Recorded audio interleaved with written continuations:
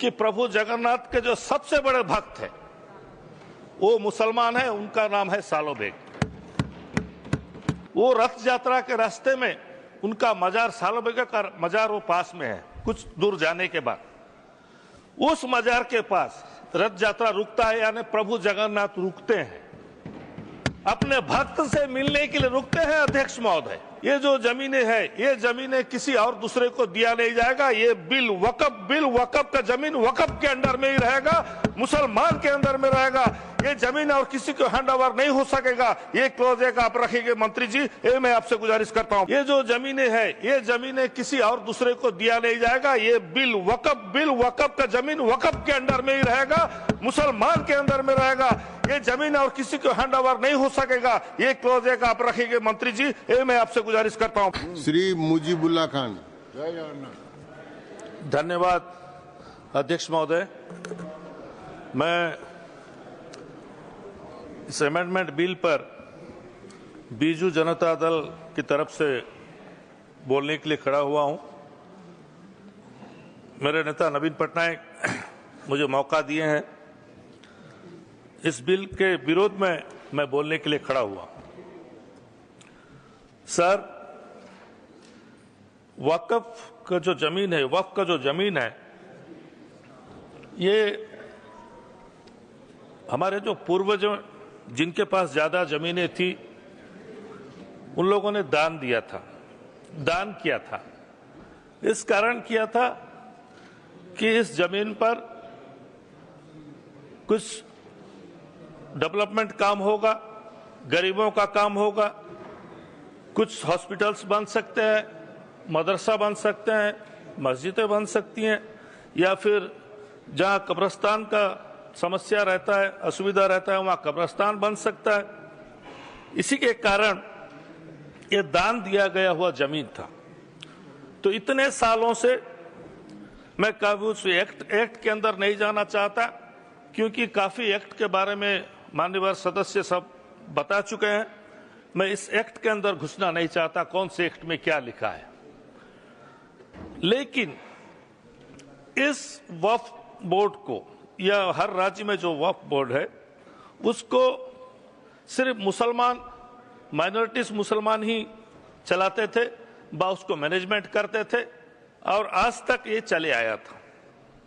हाँ, हो सकता है कि बहुत से राज्यों में गड़बड़ी भी हुई है, बहुत से राज्यों में समस्या भी हुई है, दूसरी जगह जमीनें हड़पी भी गई है, वो बात ठीक है, उसको ठीक करना जरूरी है, वो सबका दायित्व है कि उसको ठीक किया जाए।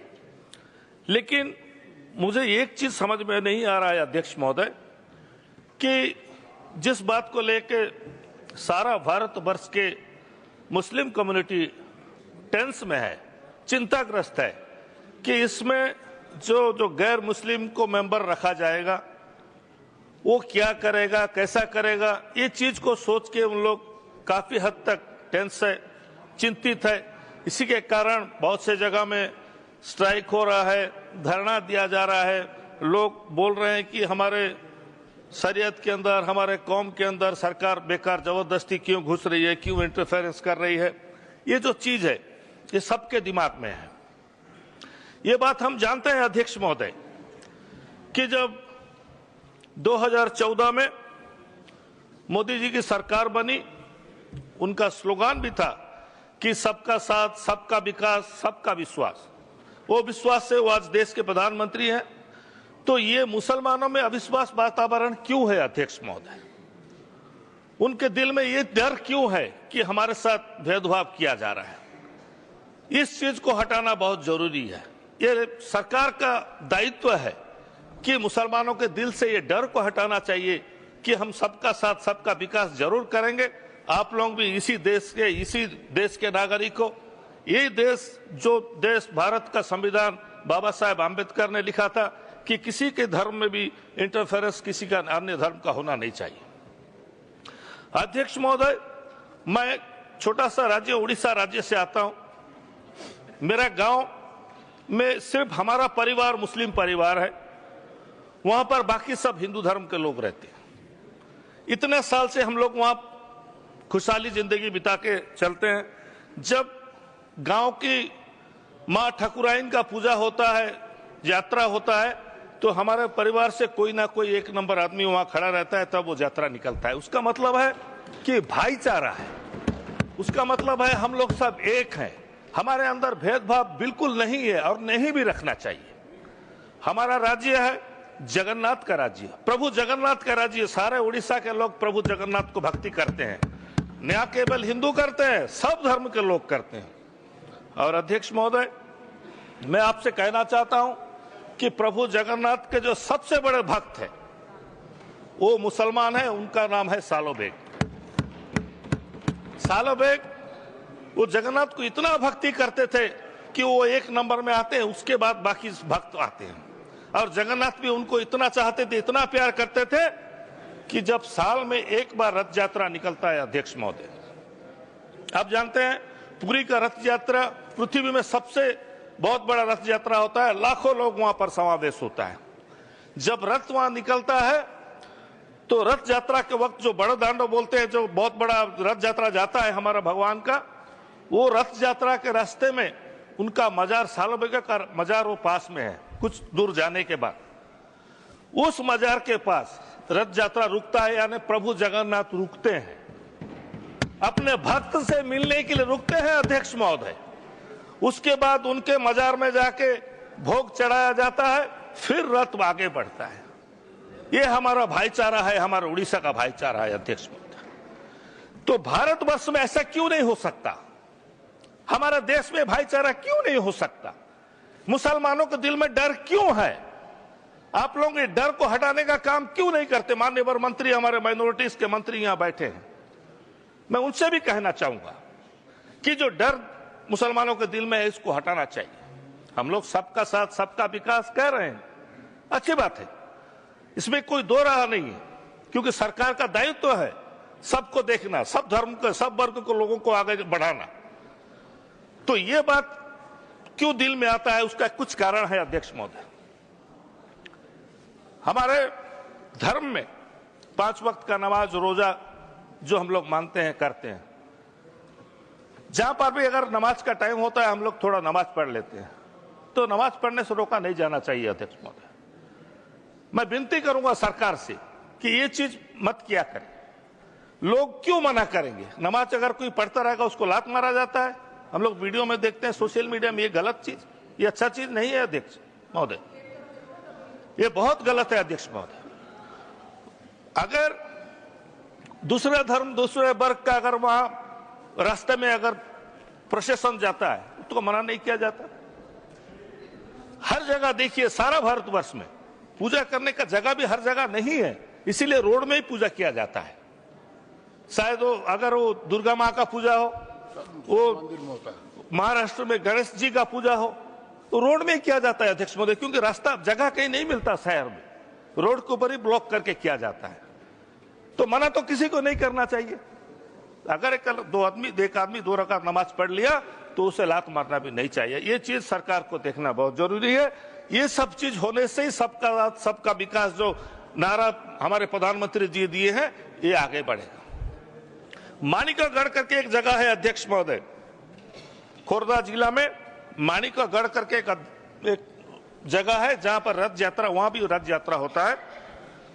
तो रथ यात्रा के समय छेरा पोहरा करते हैं। छेरा पोहरा का अर्थात झाड़ू मारा जाता है, वहां पर सफाई किया जाता है। पूरी में वहां के जो राजा है गजपति महाराज, वो छेरा पोहरा करके साफ करते हैं। लेकिन माणिकगढ़ में एक मुसलमान छेरा पोहरा करता है, उसके बाद रथ यात्रा शुरू होता है अध्यक्ष महोदय।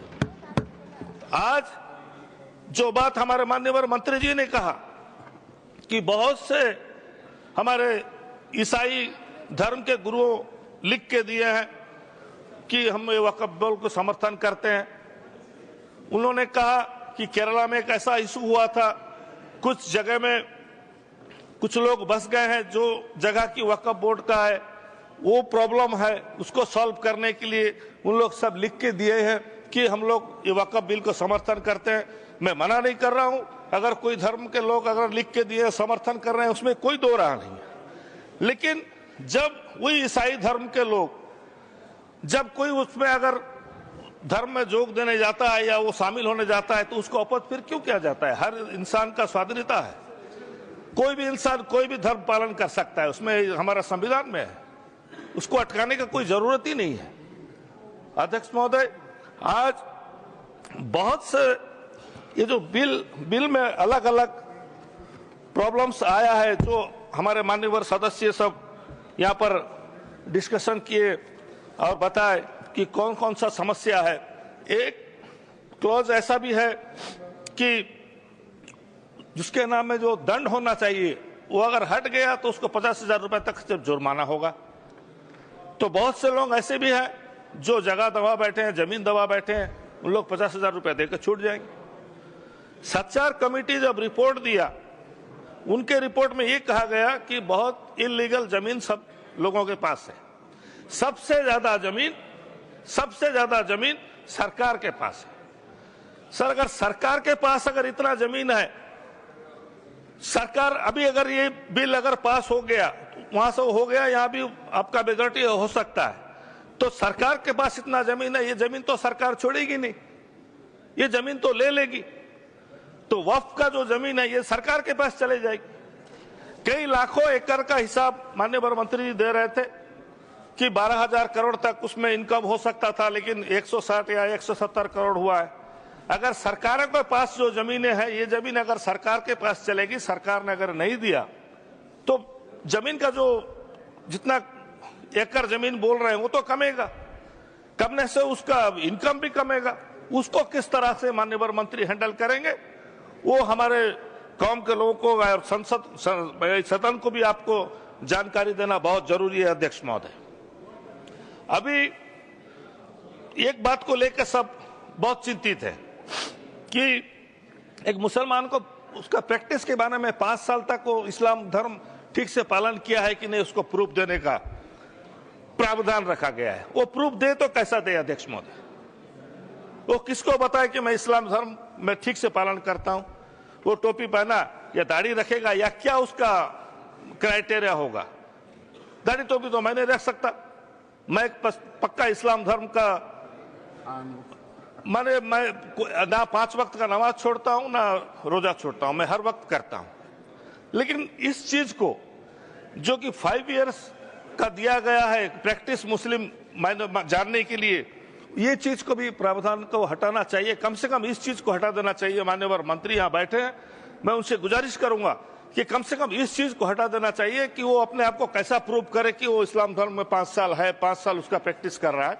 इस चीज को हटा देना चाहिए। अध्यक्ष महोदय, मैं उम्मीद करूंगा कि जो बात आज माननीय मंत्री जी बोले कि इस बिल पास होने से, इस बिल के वजह से गरीब मुसलमानों का बहुत मदद होगा। अगर सचमुच ऐसा हुआ तो जरूर इस देश के मुसलमान भी आपको यकीन करेंगे और उम्मीद करेंगे कि आप एक चीज गारंटी आपको देना पड़ेगा या सदन को आपको एश्योरेंस देना पड़ेगा, जो ये बिल पास होने के बाद ये जो जमीनें हैं, ये जमीनें किसी और दूसरे को दिया नहीं जाएगा। ये बिल वक़्फ़ का जमीन वक़्फ़ के अंडर में ही रहेगा, मुसलमान के अंदर में रहेगा।